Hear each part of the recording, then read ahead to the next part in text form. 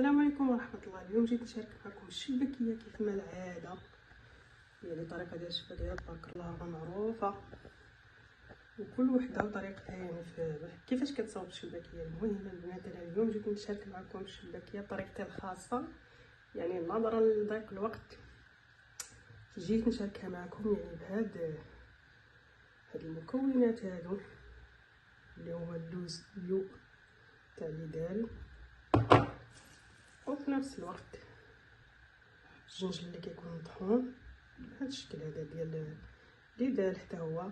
والنتيجه ها هي كتبان لكم تبارك الله ما شاء الله، يعني شبكيه هشيشه.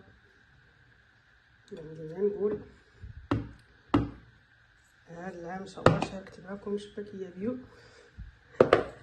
المهم البنات خليكم معايا باش نشوفوا الطريقه، المقادير وطريقه التحضير. المهم بلا ما تنقي بلا ما تطحني شبكيه اسهل طريقه. هنا بالنسبه للمكونات اللي غادي نعجنوا بها الشبكيه، انا هنا كنعجنها بليله قبل، يعني باش كنقص عليا يعني الخدمه. راكم عارفين بلي الشبكيه فيها بزاف ديال الخدمه. هنا بالنسبه للمكونات عندي هنا القليل من الزعفران الحر، شويه ديال الماء زهر، عندي هنا نديرو صفر بيضه وحده، معلقه ديال القرفه، شويه ديال الملحه، عندي معلقه ديال النافع مطحونه هي وحبه حلاوه واحده هي معلقه. هنا غادي نديرو معلقه صغيره ديال الخميره ديال الحلوى. هنا عندي كاس ديال الزنجلان مطحون، وهنا عندي كاس ديال اللوز مطحون. هنا الزبده نوازيت حتى هي كاس على حساب كيلو. هنا عندي كاس ما بين الزيت العاديه وزيت الزيتون، وغادي ندير هنا 4 كاس ديال الخل، وبطبيعه الحال كيلو ديال الطحين. هنا انا غادي نديرهم في الخلاط باش يعني ينسجموا مزيان. اول حاجه غادي ندير هاد الماء زهر، هاد الزعفران شعره،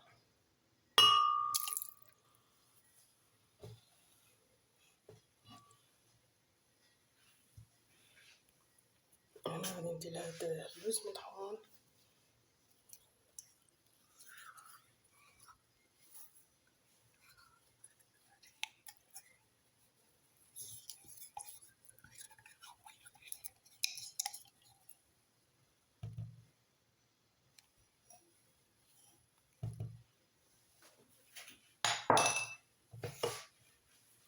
غادي نزيد الزنجلان مطحون حتى هو كاس، يعني بنفس القياس.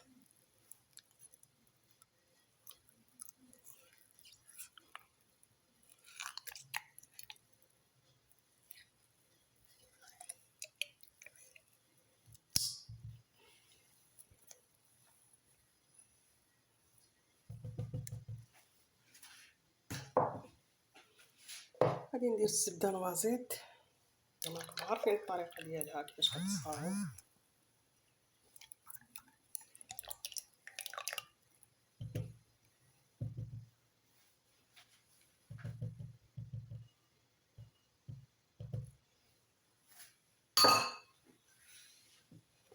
غادي ندير هنا يعني كاس كما قلت لكم ما بين الزبده عاديه والزبده زيت الزيتون. هنا غادي ندير اصفر بيضه وحده،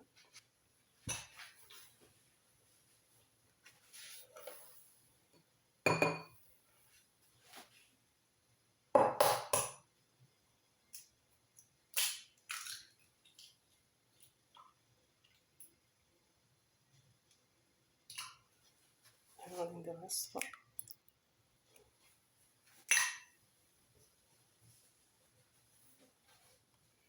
غادي نزيد هاد النواشف هادو ديال حبة حلاوة والنافع. وهنا بالنسبة للخل غادي ندير كما قلت لكم 4 كاس.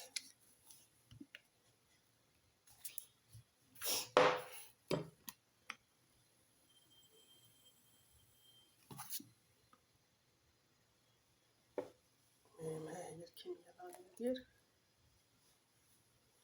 المهم بالنسبه للطحين غادي ندير كيلو، والخميره كما قلت لكم يعني نديرو معلقه صغيره. هنا غادي ندوزو نطحنو هادشي.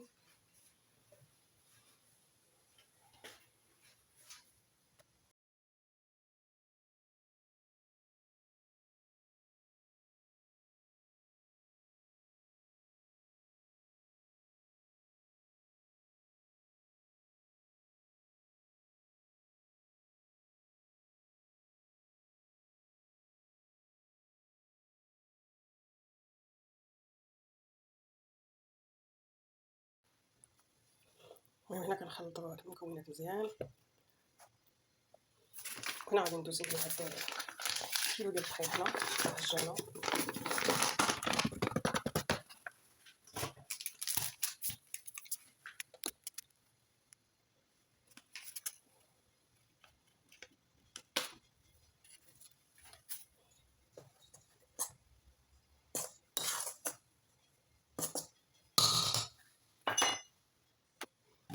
هنا غادي نخوي عليها هاد الكميه هادي ديال وجدنا من قبل.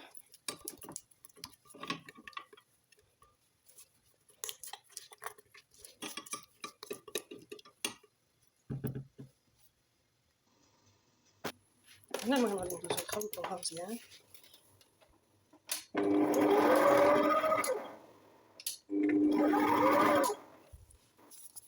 نزيد ليها هنا الخل المزهر.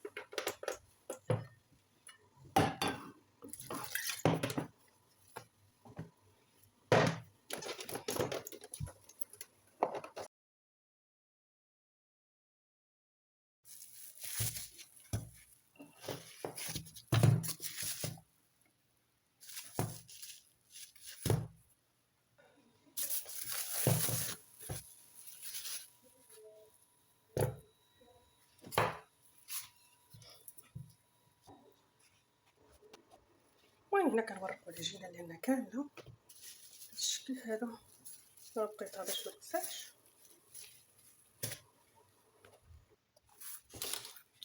هنا من بعد ما بسطتها مزيان غادي نقطعها يعني لقيت واحد.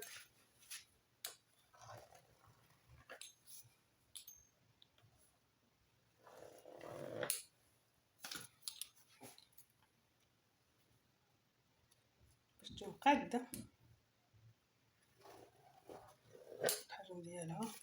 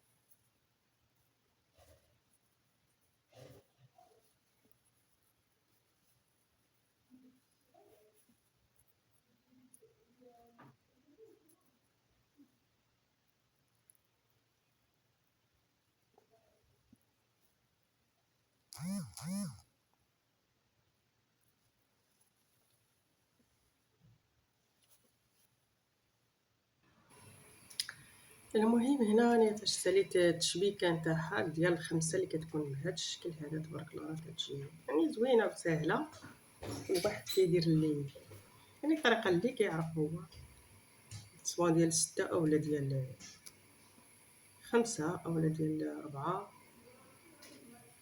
ها نتوما هو الشكل ديالها كيفاش كيجي.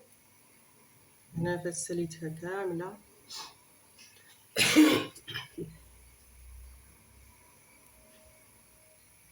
الشيء اللي كنبقى ليا من العجينه، ودابا ان شاء الله غادي ندوزو يعني نقليوها. المهم راكم عارفين الطريقه، كنسخنوا الزيت.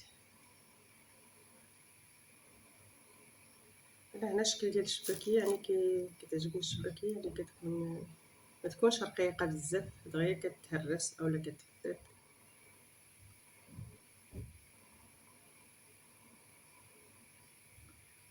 المهم انا هنا درت غير كميه قليله في الاول.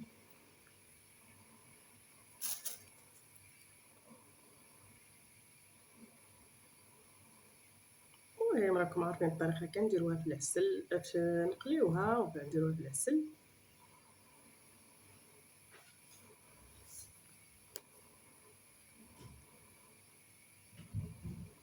وكنزينوها من بعد يعني سواء بجنجلان اولا بلوز، او كل وحده كتزينها بالطريقه اللي كتعجبها وبالمكونات اللي دايراها هي. انا دايرها هنا يعني باللوز وجنجلان.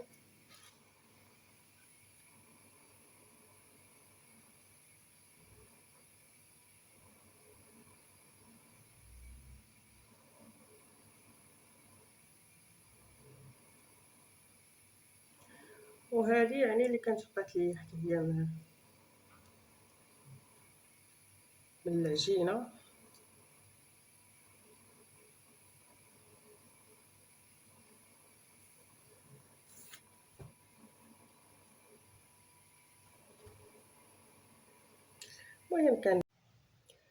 المهم يعني كنعطيوها الوقت الكافي يعني بالنسبه للقلي والتعسال، باش كتجي يعني هشيشه وشاربه العسل.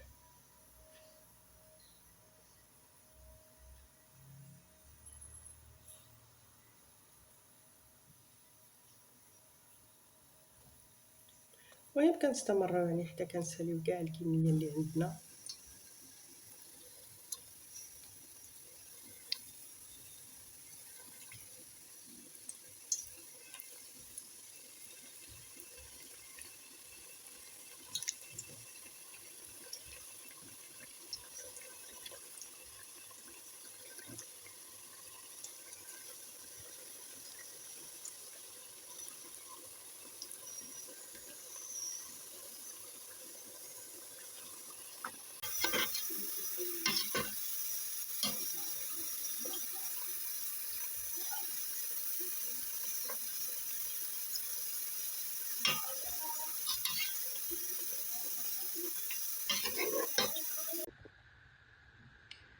المهم البنات هي الشباكيه كيفاش ساليناها، تبارك الله ما شاء الله كتجي الشكل ديالها زوين وبنينه في نفس الوقت هشيشه. المهم البنات ما تنساوناش من لايك وتعليق زوين، تهلاو ليا في راسكم. ايوا شوفوا مبروكه والسلام عليكم.